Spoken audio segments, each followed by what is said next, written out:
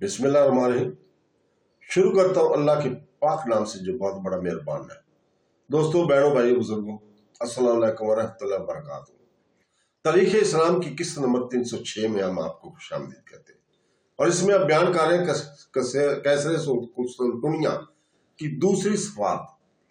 तो दोस्तों, इसी साल तोफील कैसर कुस्तुनतुनिया की जानिब से कुर्तुबा में एक सफारत इसी तरह वारद हुई, जैसा कि कैसर माकेल की जानिब से इससे पहले सफारत आई थी। अब्दुर्रहमान ने इस सफीर के साथ भी वही बर्ताव किया जो पहले सफीर से कर चुका था। इस मर्तबा कैसर कुस्तुनतुनिया खलीफा बगदाद से बहुत मजबूर हो गया था और इसने पहले कैसर से ज्यादा अल्हा और इसरार के साथ अब्दुर्रहमान से मदद तलब की थी और पहले से ज्यादा तवक्कुआत दिलाई थी। मुमकिन था कि खलीफा बगदाद की मुखालफत को मद्देनजर रखकर इसने फ्रांसीसियों का अपनी हर एक हमला आवरी पर जो वो उंदरस पर क्या करते थे दरबार बगदाद से शामिल थी। इस मरतबा अब्दुर्रहमान कैसर कुस्तुनतुनिया की मदद को फौज रवाना कर देता, मगर इत्तेफाक की बात इन अयाम में यूरोप के शुमाली इलाके की कौम नार्मन ने जो अभी ईसाइयत से मुतनफ़र और आतिश परस्ती और बुत परस्ती में मुब्तला थी, जर्मन और अस्कंडी निया से अपनी किश्तियों में सवार होकर और इंग्लिश चैनल में से गुजरकर इंदुस की जनूबी मगरबी सलाल पर उतर कर यकायक कस्बों और शहरों को लूटना शुरू कर दिया था। शहर फादेस को खूब लूटा और फिर मज़ाफात और शबीलिया तक पहुंच गया। ये हमला एक गैर मारूफ और अजनबी कौम ने उंदलस पर इसी तरह किया था जिस तरह मुसलमानों का इब्तदाई हमला तारिक बिन ज़ियाद की सरदारी में हुआ था। इस वहशत अंगेज खबर को सुनकर अमीर अब्दुल्ला ने खुशकी के रास्ते इनके मुकाबले को फौजें रवाना की और दूसरी तरफ उंदलस के मशरकी साहिल के बंदरगाहों में हुक्म भेजा कि जहाजों को अपनाए जबल तारक की तरफ भेजो ताकि इन हमलों अवरों के जहाजों पर कब्जा करके इनके लिए राह फरार महदूद कर दे। नार्मनों को जब यह मालूम हुआ कि 15 जहाज मुसल्लह सिपाहियों से भरे हुए हमारा रास्ता रोकने के लिए आ रहे हैं, तो वो अंदरूनी मुल्क से बेतहाशा साल की जानब भागे और अपनी कश्तियों में सवार होकर गायब हो गए और फिर अरसा दराज तक इनको उंदलस पर छापा मारने की जरूरत न हुई। अभी यह फितना फरो ही हुआ था कि शुमाल की जानब से खबर पहुंची कि मूसा बिन मूसा जो अब्दुर्रहमान सानी का मशहूर सिपहसालार और सरहद शुमाली का मुहाफिज मुकर्रर किया गया था, बागी होकर ईसाइयों से मिल गया है। इसी सरकोबी के लिए हारिस बिन बत्ती को भेजा गया। मूसा मां ईसाई लश्कर के मुकाबला पर आया, मगर हारिस ने शिकस्त देकर भगा दिया। मूसा ने मुकाम तला में मुकाम किया और हारिस में वापस होकर मुकीम हुआ। अरसा तक लड़ाइयां होती रही। आखिर मूसा ततला छोड़कर मुकाम रबत में चला गया और ततिला पर हर्ष ने कब्जा कर लिया। आखिर ईसाई बादशाह गरसिया फौज लेकर मूसा की कुमक को पहुंचा और जंग जदल का हंगामा खूब जोर शोर से जारी हुआ। इन हंगामों अरइयों का नतीजा ये हुआ कि मुकाम अल्बा में एक लड़ाई के अंदर मूसा ने हर्ष को गिरफ्तार करा दिया और बादशाह फ्रांस के पास सन 218 हिजरी में भेज दिया। अब्दुर्रहमान सानी को इस खबर के सुनने से सख्त सदमा हुआ। इसने अपने बेटे मंजर को एक जबरदस्त फौज देकर मूसा की तरफ रवाना किया। इस अरसा में मूसा ने ततलिया पर कब्जा कर लिया था।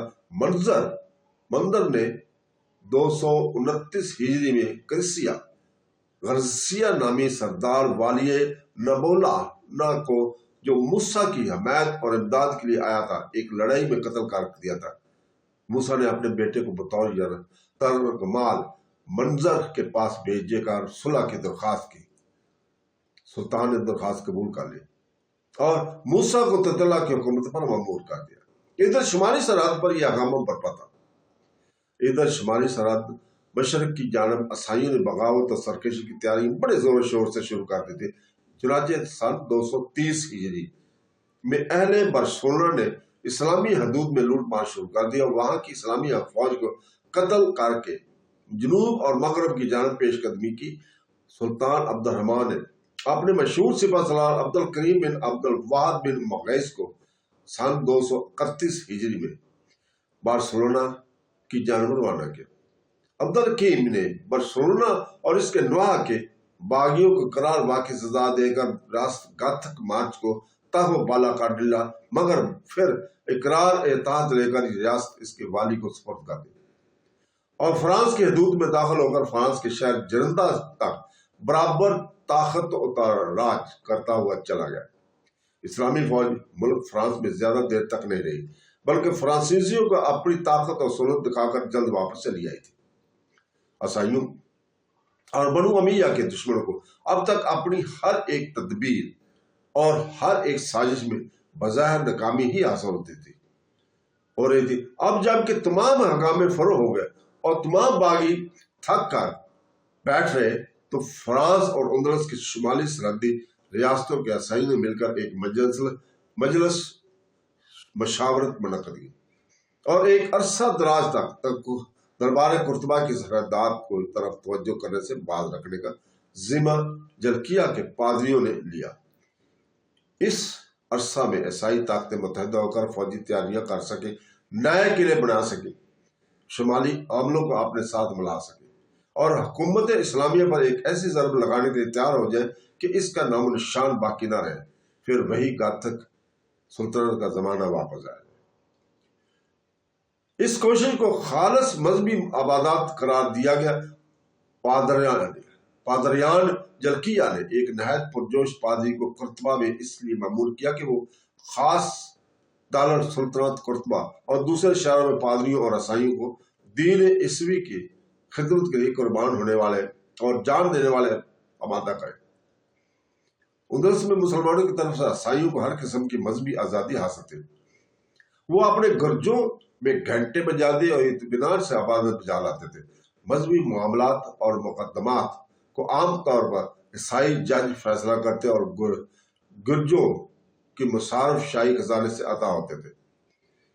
مسلمانوں عیسائیوں کے تہواروں میں اور عیسائی مسلمانوں کے تہواروں میں شریک ہوتے تھے اور تجارت اور زراعت وغیرہ میں دونوں قومیں بلا امتیاز یکساں حقوق رکھتی تھی۔ کوئی ایسی وجہ پیدا ہی نہیں ہو سکتی تھی کہ عیسائیوں میں مسلمانوں کے خلاف مذہبی جوش خروش پیدا کیا جا سکے۔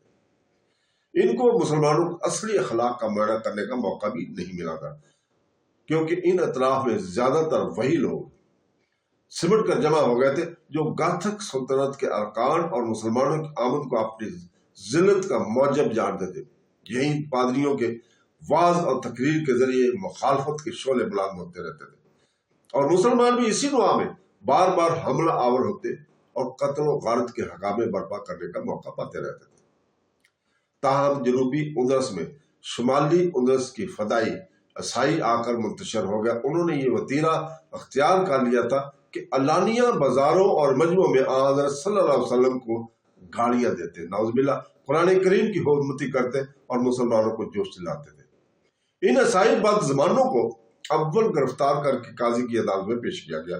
وہاں بھی انہوں نے بد زبانی کا ادا کیا، قاضی نے قتل کا حکم دے دیا۔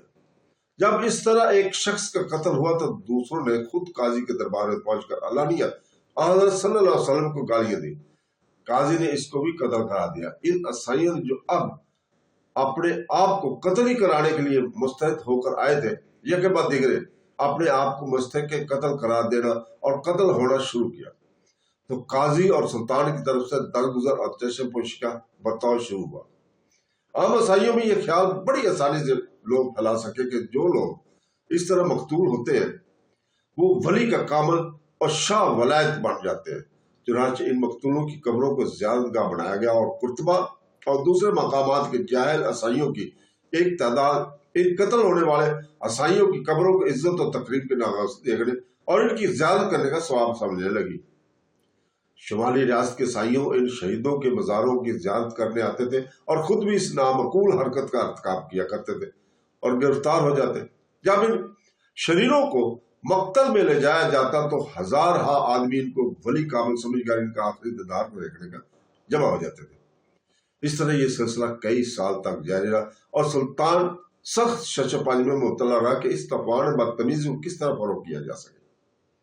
آخر قرطبہ اور اشبیلیہ وغیرہ کے بڑے بڑے سنجیدہ مزاج پادریوں اور اسکفوں نے ایک عظیم الشان مذہبی مجلس منعقد کی اور ملک اندلس کے تمام بڑے بڑے پادریوں کو اس میں بلا کر یہ مسئلہ پیش کیا کہ آیا مذہب عیسوی گرو سے مسلمانوں کے پیغمبر حضرت محمد صلی اللہ علیہ وسلم اور ان کے مذہبی کتاب قرآن پاک کو گالیاں دینا ثواب کا کام ہے یا نہیں؟ اور جو لوگ اس طرح مقتول ہو رہے ہیں وہ شہید یا شاہ ولایت کلانے کے مستحق ہے یا نہیں؟ اس پر پادری نے خوب تقریریں کی اور اس حرکت کو مذہب عیسائی کی بالکل خراب قرار دے گا۔ ان لوگوں جو اس طرح اپنے آپ کو خطرہ میں ڈالتے اور مقتول ہوتے تھے گناہ کا مرتکب قرار دیا اور یہ عجیب فیصلہ کیا کہ جو لوگ اب تک مقتول ہو چکے وہ تو شہید اور شاہ ولایت سمجھے جائیں گے، لیکن جو عیسائی اس کے بعد اس حرکت کا ناشائستہ کا مرتکب ہوگا وہ بدماش سمجھا جائے گا اور گناہ کبیرہ کا مرتکب ہوگا۔ پادریوں کی کونسل کے اس فیصلے نے اندلسی عیسائیوں کو متاثر کیا، لیکن شمالی ریاستوں کے پادری جو اسی غرض کے لیے اپنے آپ کو ایک ولی کامل کی حیثیت سے پیش کرتے تھے اپنی ان حرکات سے باز نہ آئے۔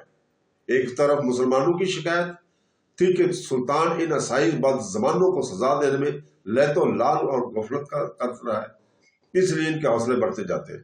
دوسری طرف عیسائیوں کو جاہل طبقہ اپنے ان پادریوں کو برا بھلا کہنے لگا جنہوں نے ان مذہبی شہیدوں کو بدماش قرار دیا تھا۔ عیسائیوں اور مسلمانوں کے جو خوشگوار تعلقات ملک میں قائم تھے اور ان میں کوئی مذہبی منافرت نہیں پائی جاتی تھی وہ کمزور ہونے لگے اور عیسائی مسلم ناتفاقی پیدا ہونے لگی۔ عیسائیوں کے اس فتنے نے سلطان عبد الرحمن کو اس کی عمر کے آخری 5 سال میں بہت پریشان کیا اور غمگین کر رکھا اور اس کی زندگی میں اس عجیب و غریب قسم کے فتنے کا بغلی سدباب نہ ہو سکا۔ بالکل اس کا کم و بیش سلسلہ جاری رہا۔ تو دوستو اس کے ساتھ ہی آج ہم اجازت چاہتے ہیں کل تک کے لیے۔ کل اگلی قسط لے کر آپ کے سامنے کل اسی وقت انشاءاللہ تعالیٰ اگر اللہ تعالیٰ نے ہمت دی اور زندگی دی آپ کے سامنے حاضر ہوں گے۔ اللہ حافظ۔